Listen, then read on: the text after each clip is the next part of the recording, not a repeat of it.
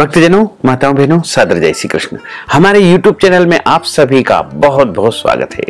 मैं हूं आपके साथ आचार्य धर्मेंद्र शास्त्री। आज हम आप सभी को वट सावित्री अमावस्या की दिव्य और ज्ञानमयी कथा सुनाने जा रहे हैं। इस कथा को अंत तक सुनिएगा और सुनने के पश्चात अधिक से अधिक लोगों को शेयर भी कर दीजिएगा। ज्येष्ठ माह के कृष्ण पक्ष की जो अमावस्या होती है, उस दिन वट सावित्री अमावस्या का महापर्व मनाया जाता है तथा इसी दिन शनि जयंती का महापर्व भी मनाया जाता है। वट सावित्री अमावस्या के दिन वट वृक्ष का विशेष पूजन अर्चन किया जाता है। सनातन हिंदू धर्म में पीपल के अलावा, तुलसी जी के अलावा वट वृक्ष की पूजा का भी विशेष महत्व माना गया है। वट वृक्ष की पूजा करने वाली स्त्रियों को पति की लंबी आयु प्राप्त होती है और उनके घर परिवार में सुख शांति समृद्धि आती है। कुछ क्षेत्रों में वट सावित्री अमावस्या का व्रत एवं पूजन अर्चन किया जाता है और कुछ क्षेत्रों में वट सावित्री पूर्णिमा का पूजन अर्चन किया जाता है। इसमें बरगद के पेड़ की पूजा अर्चना की जाती है। वट वृक्ष में 3 प्रमुख देवताओं का निवास माना गया है, ब्रह्मा, विष्णु और महेश। इस दिन वट वृक्ष की पूजा अर्चना करने से घर परिवार में सुख शांति समृद्धि की प्राप्ति होती है। इस बार वट सावित्री अमावस्या का महापर्व 26 मई 2025 सोमवार को मनाया जाएगा। वहीं वट सावित्री पूर्णिमा का जो व्रत होगा वह 10 जून 2025 के दिन मनाया जाएगा।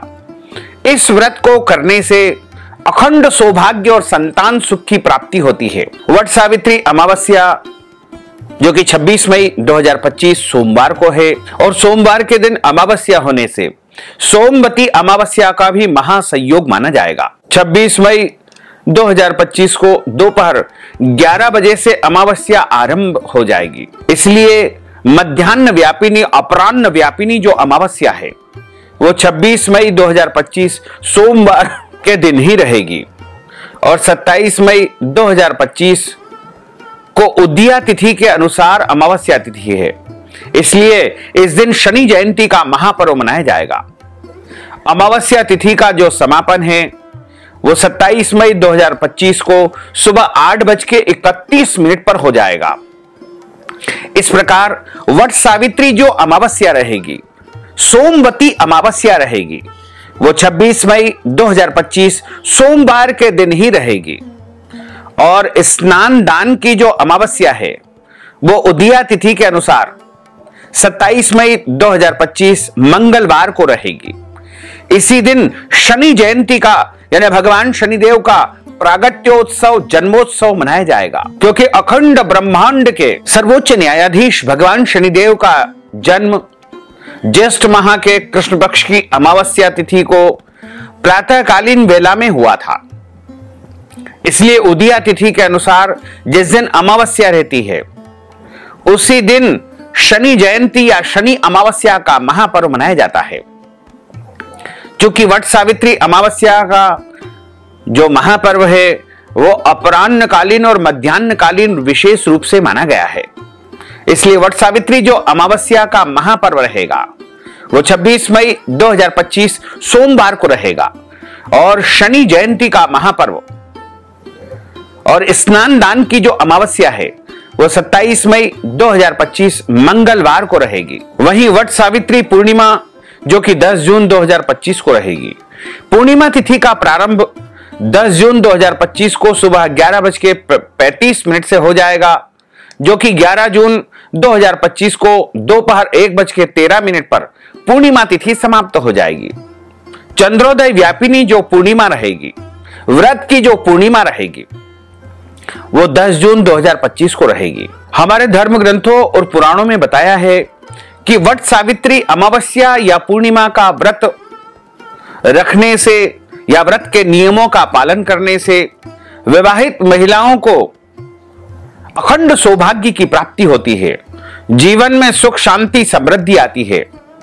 जैसे पुण्यात्मा और निष्ठावान सावित्री अपने पति को मृत्यु के मुख से वापस ले आई थी।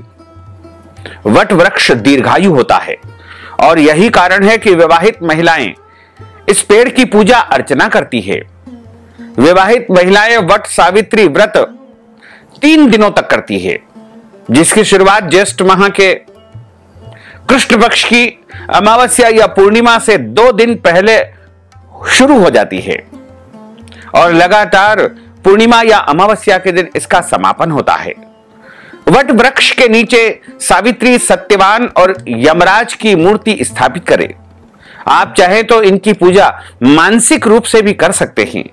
वट वृक्ष की जड़ में जल अर्पण करें, धूप दीप और मिठाई अर्पण करें। कच्चा सूत लेकर के वट वृक्ष की 5, 7, 11, 21 या 108 परिक्रमा करते हुए सूत तने में लपेटते जाए और परिक्रमा करते जाए। वैसे तो 7 परिक्रमा धर्म ग्रंथों में विशेष रूप से बताई गई है। हाथ में भींगा चना लेकर के सावित्री सत्यवान की कथा का श्रवण करें।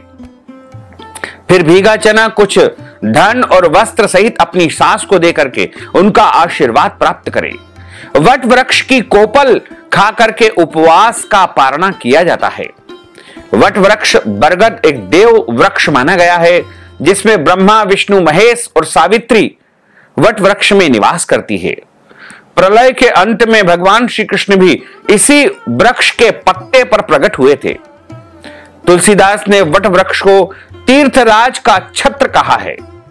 यह वृक्ष न केवल अत्यंत पवित्र है, बल्कि काफी महत्वपूर्ण और दीर्घायु को देने वाला है।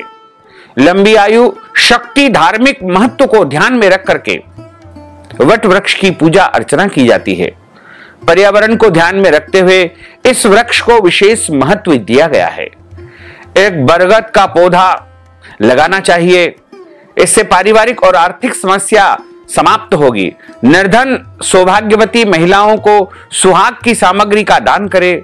बरगद की जड़ को पीले कपड़े में लपेट करके अपने पास रखने से सुख, शांति, समृद्धि का वास होता है।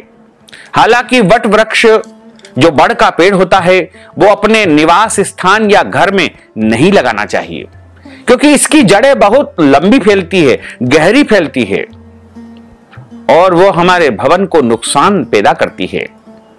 इसलिए वट वृक्ष हमेशा किसी भी तीर्थ में, नदी के किनारे पर, जंगल में, देवालय में, शिवालय में लगाना चाहिए।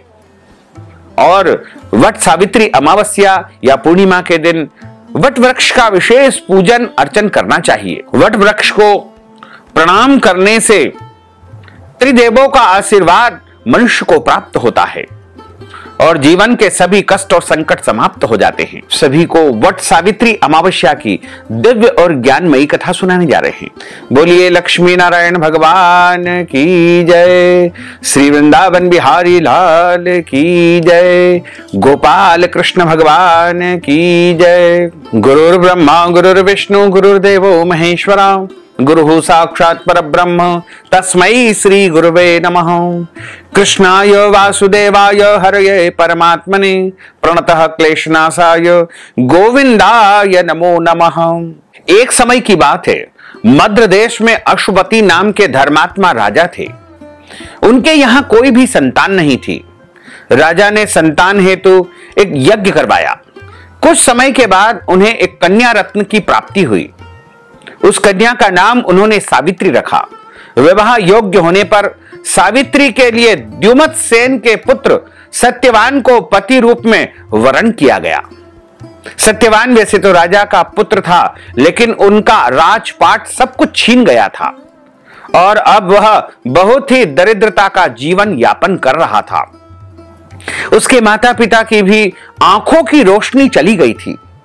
सत्यवान जंगल से लकड़ियां काट करके लाता और उन्हें बेच बेच करके जैसे तैसे अपना भरण पोषण यानी गुजारा कर रहा था। जब सावित्री और सत्यवान के विवाह की बात आई तो नारद मुनि ने सावित्री के पिता राजा अश्वपति को बताया कि सत्यवान अल्पायु है और विवाह के 1 साल के बाद ही उनकी मृत्यु हो जाएगी। हालांकि राजा अश्वपति सत्यवान की गरीबी को देखकर पहले ही चिंतित थे और सावित्री को समझाने की कोशिश में लगे। नारद जी की बात ने उन्हें और चिंता में डाल दिया, लेकिन सावित्री ने एक नहीं सुनी। वह अपने निर्णय पर अडिग रही। अंततोगत्वा सावित्री और सत्यवान का विवाह संपन्न हो गया। सावित्री सास ससुर और पति की सेवा करने लगी। नारद मुनि ने सत्यवान की मृत्यु का जो दिन बताया था, उसी दिन सावित्री भी सत्यवान के साथ जंगल में चली गई। वन में सत्यवान लकड़ी काटने के लिए जैसे ही पेड़ पर चढ़ने लगा, उसके सिर पर असहनीय पीड़ा होने लगी और वह सावित्री की गोद में सिर रख करके लेट गया। कुछ देर बाद उनके समक्ष अनेक दूतों के साथ स्वयं यमराज वहां पर आ खड़े हुए। जब यमराज सत्यवान के जीवात्मा को लेकर के दक्षिण दिशा की ओर चलने लगे, तो पतिव्रता सावित्री भी उनके पीछे पीछे चलने लगी।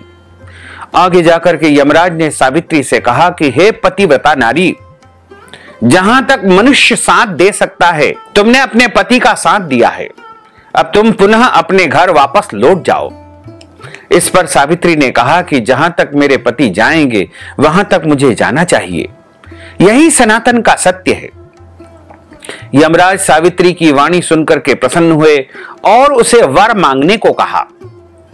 सावित्री ने कहा कि मेरे सास ससुर अंधे हैं, उन्हें नेत्र ज्योति दे दीजिए। यमराज ने तथास्तु कह करके उसे लौट जाने को कहा और आगे बढ़ने लगे, किंतु सावित्री यमराज के पीछे पीछे चलती रही। यमराज ने प्रसन्न होकर के पुनः वरदान मांगने को कहा। सावित्री ने फिर वर मांगा कि मेरे ससुर का जो खोया हुआ राज्य है, उन्हें पुनः वापस प्राप्त हो जाए। यमराज ने तथास्तु कह करके पुनः सावित्री को लौट जाने को कहा, परंतु सावित्री अपनी बात पर अटल रही और वापस नहीं गई।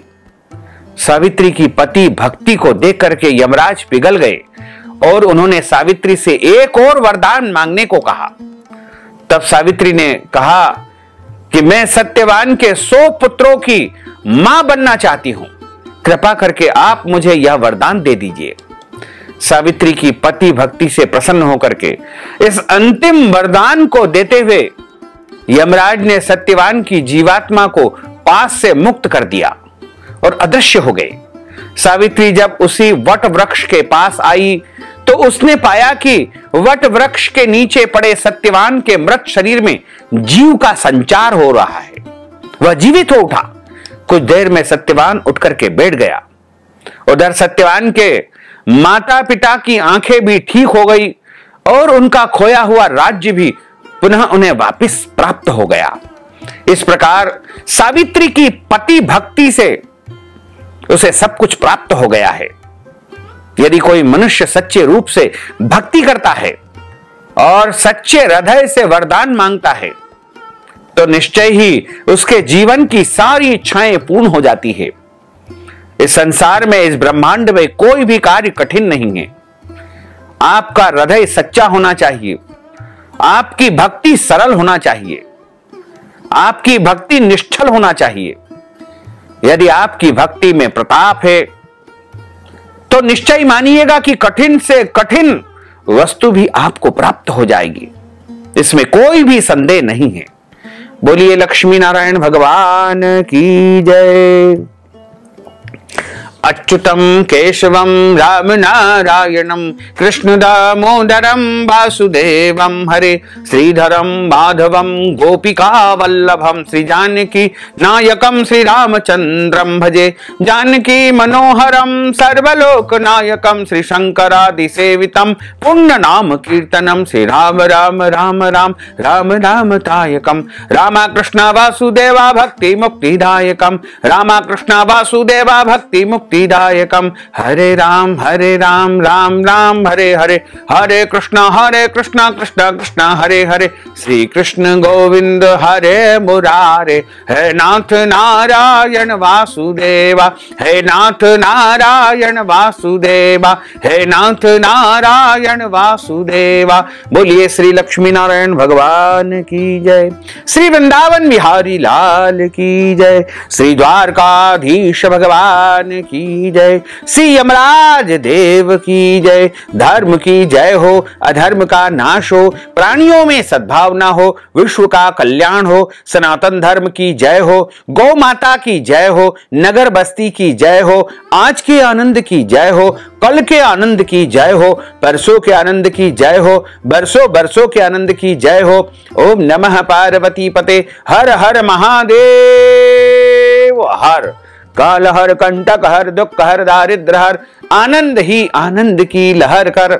भक्तजनों, माताओं, बहनों, अगर आप वट सावित्री अमावस्या के निमित्त या ज्येष्ठ अमावस्या के निमित्त कोई भी दान पुण्य करना चाहते हैं, पितृ कर्म करवाना चाहते हैं, श्राद्ध कर्म करवाना चाहते हैं, अपने पितरों के निमित्त कोई भी दान पुण्य करना चाहते हैं, शनि जयंती के निमित्त कोई भी पूजा अर्चना अनुष्ठान करवाना चाहते हैं, तो इस हेतु नगद धनराशि हमारे गूगल पे, फोन पे, पेटीएम नंबर, अकाउंट नंबर के माध्यम से भेज करके ज्येष्ठ कृष्ण अमावस्या, वट सावित्री अमावस्या, शनि जयंती का संपूर्ण पुण्य लाभ प्राप्त कर सकते हैं। साथ ही आप सभी से अनुरोध है कि हमारे इस ज्ञानवर्धक वीडियो को अधिक से अधिक लोगों को शेयर करिएगा, लाइक करिएगा, कमेंट करिएगा, और यदि अभी तक आपने सब्सक्राइब नहीं किया है तो अभी और इसी समय सब्सक्राइब कर लीजिए, ताकि इसी प्रकार की ज्ञानवर्धक वीडियो आपको सबसे पहले प्राप्त हो सके। आपको और आपके पूरे परिवार को सादर जय श्री कृष्ण, सादर धन्यवाद।